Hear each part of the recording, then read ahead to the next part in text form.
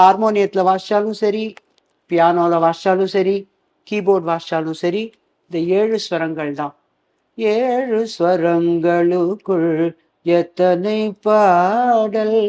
பழைய காலத்தில் கேபி சாரோட மூவியில் கம பத பத மத நித 7 ஸ்வரங்களுக்குள் எத்தனையோ பாடல். இது வந்து நம்மளோட சரிகம பத நீசா சானி தப மகரிசா பந்துராளின்னு 51வது மேளாது. ஸோ இந்த சரிகம பதனி பற்றி நீங்கள் கேட்டீங்க.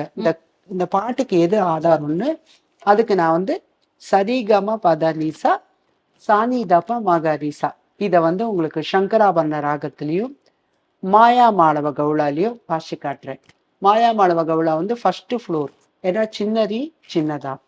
சங்கராபரணம் வந்து செகண்ட் ஃப்ளோர், பெரியரி பெரியதா. ரொம்ப சிம்பிள்.